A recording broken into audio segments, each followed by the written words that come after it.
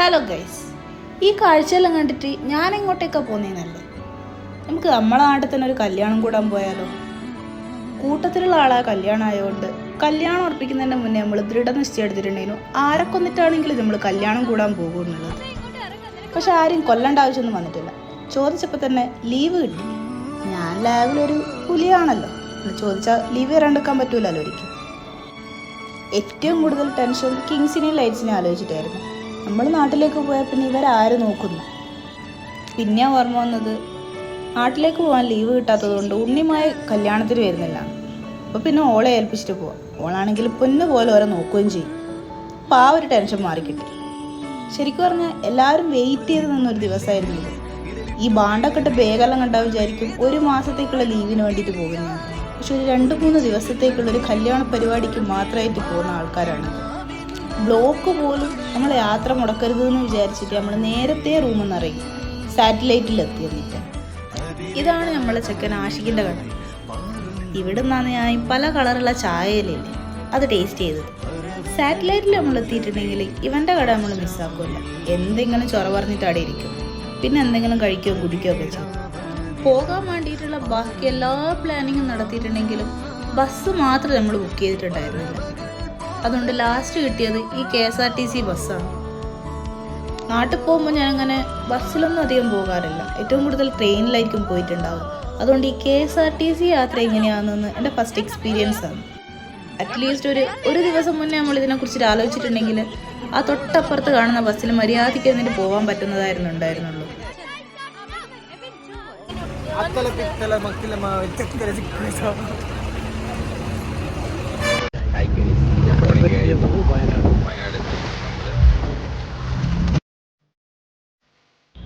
രണ്ട് മൂന്ന് പ്രാവശ്യം ബസ് പോയിട്ടും ഈ വയനാട് ചുരത്തിലുള്ള കാഴ്ചയൊന്നും ഞാൻ കണ്ടിട്ടില്ല. കാരണം പോയ പോക്കിനൊക്കെ ഞാനെത്തിയത് 4:30-5 മണിക്കാണ്. പിന്നെ ഇതെല്ലാം എവിടെ കാണാനാ അല്ലേ? നാട്ടിലെത്തി ബസ് ഇറങ്ങിയപ്പോൾ എന്തെങ്കിലും ഒന്ന് തിന്നാനൊരു കൊതി. അങ്ങനെ ഞാനും അജും ബാക്കിയുള്ള ആൾക്കാരെ നൈസായിട്ട് ഒഴിവാക്കിയിട്ട് നേരെ ഒരു ഹോട്ടലിലേക്ക് കയറി പഴംപൊരിയും ബീഫും കഴിച്ചു. കൂടെ ഉള്ള ആൾക്കാർ ഇങ്ങനെ വെട്ടിക്കഴിക്കുമ്പോൾ ഒരു സുഖം ഉണ്ടാവും. അത് സൂപ്പറാണ്. ഇതൊന്നും അറിയാണ്ട് ഇവര് അവിടെയുള്ള ഫേമസ് ആയിട്ടുള്ള ഒരു ഇളനീർ ഷേക്ക് ഒന്നും അറിയാത്ത പോലെ ഞാനും അജും കൂടെ ചേർന്നു. അടുത്തെല്ലാം കുറേ ഇളനീർ ഷേക്ക് ഉണ്ടെങ്കിലും ഇവിടെ എപ്പോഴും റഷ് ആയിരിക്കും.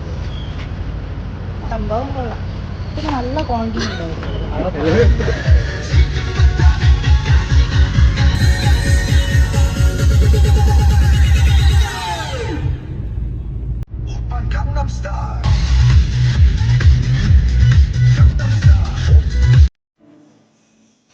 നമ്മൾ ഏകദേശം രാവിലത്തെയും ഉച്ചക്കത്തെയും ഇടയിലുള്ള ഒരു സമയമില്ല, ആ സമയത്ത് എത്തിയത് കൊണ്ട് ബാക്കിയുള്ള അവിടെ തന്നെയുള്ള ആൾക്കാരെ കാണാൻ വേണ്ടി നമ്മൾ നേരെ പോയത് വീട്ടിലേക്കല്ല, തിക്കോടി ബീച്ചിലേക്കാണ് പോയത്.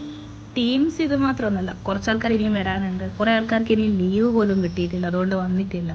അങ്ങനെയൊക്കെ ഉണ്ട്. കുറച്ച് ആൾക്കാരാണെങ്കിലും ഈ പരസ്പര ഊക്കലിന് അങ്ങോട്ടും ഇങ്ങോട്ടും ആരും വിട്ടുകൊടുക്കില്ല, ഒന്നിനൊന്ന് വെച്ചാണ്. കല്യാണം പയ്യോളി ആയതുകൊണ്ട് നമ്മളെല്ലാവരും കൂടെ സ്റ്റേ ചെയ്തത് അനന്തുവിൻ്റെ വീട്ടിലാണ്. അവിടെ എത്തുമ്പോഴത്തേക്ക് 5 ഏകദേശം ഡെഡായിട്ടുണ്ടായിരുന്നു. ഓൾറെഡി പനിയും കൊണ്ട് ആൾ വന്നത്. പിന്നെ ഇവിടെയുള്ള അച്ഛനും അമ്മയും 2-3 പ്രാവശ്യം ബാംഗ്ലൂർ വന്നതുകൊണ്ട് നമ്മളുമായിട്ട് നല്ല കമ്പനി. ആടെത്തിയപാട് പിന്നെ ഫുൾ ഒച്ചപ്പാടും ബഹളമായിരുന്നു.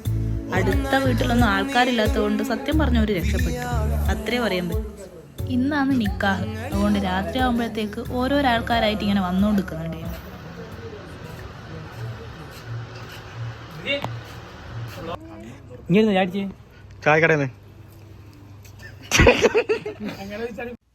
ഉച്ചക്ക് നമ്മൾ ഭയങ്കര ഒരു ഹെവി ആയിട്ടുള്ള തീറ്റയാണ്.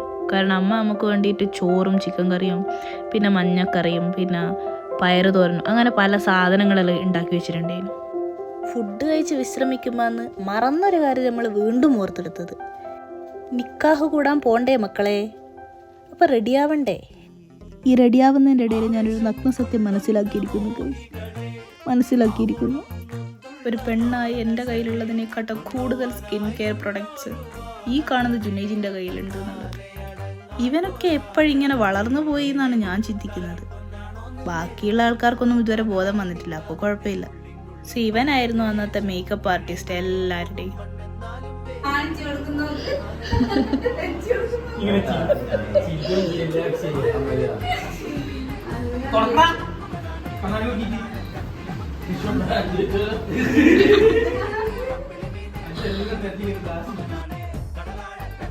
അങ്ങനെ റെഡിയായതുകൊണ്ട് നിക്കാഹ് കാണാൻ നമ്മൾ ഓടിയിട്ടാണ് പോയത്.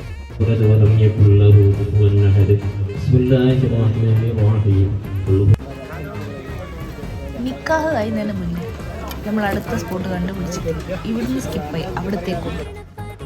ഉച്ചക്ക് മൃഷ്ടാംഗം വെട്ടി വണങ്ങിയിട്ട് വന്നിരുന്ന് വീണ്ടും തിന്നുന്ന ആൾക്കാരാന്ന് ഈ തീറ്റി കണ്ടാൽ നിങ്ങൾക്ക് തോന്നും.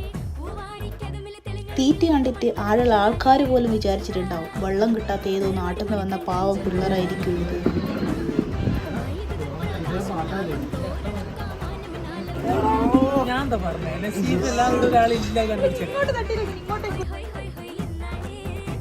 ഇതാണ് നമ്മളെ കല്യാണച്ചക്കൻ ഹിഷാം. അതേ കല്യാണത്തിൻ്റെ കുറച്ച് ടെൻഷനുള്ള ആളായിരുന്നു. നമ്മളും കൂടെ എത്തിയപ്പോൾ പിന്നെ അത് ഫുൾ ടെൻഷനായി മാറി. താഴെ പരക്കെ നടന്നുകൊണ്ടിരുന്ന അവൻ പിടിച്ചിട്ട് അവൻ്റെ റൂമിൽ കൊണ്ടുപോയിട്ട്, കാരണം ബാക്കിയുള്ളവർക്ക് കുറച്ച് സമാധാനം കിട്ടുമല്ലോ. ആ ബാക്കിൽ കാണുന്ന മഞ്ഞ കളറുള്ള സാധനമില്ലേ, അത് മൂന്നാണ് ഇട്ടാ. ചന്ദ്രൻ ചന്ദ്രൻ ചന്ദ്രൻ. സത്യം പറഞ്ഞ ദിവസം അടിപൊളിയായത് രാത്രി ആയപ്പോഴാണ്.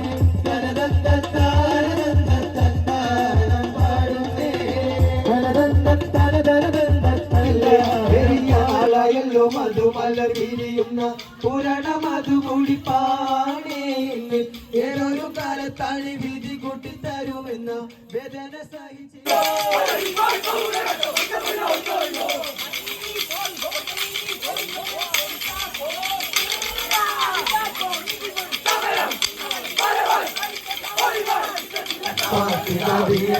റാണി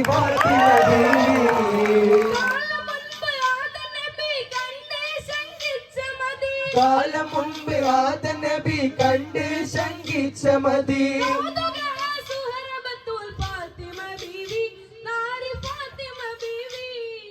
ആലോക സ്വർഗം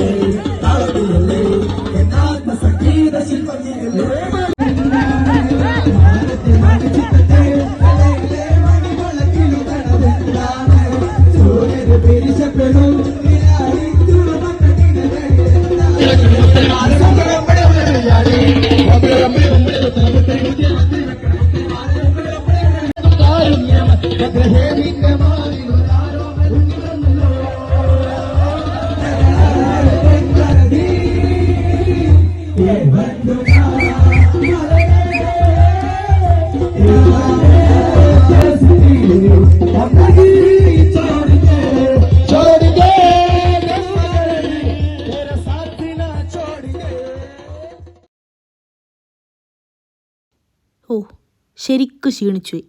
അതുകൊണ്ട് തട്ടപ്പാതിരക്ക് ഒരു കടയിൽ കയറിയിട്ട് ഷെയ്ക്ക് അടിച്ചിട്ടാണ് നേരെ വീട്ടിലേക്ക് പോയത്. അപ്പോൾ ഇന്നിത്രയേ ഉള്ളൂ. ബൈ. ബാക്കി അടുത്ത വീഡിയോ കാണാം.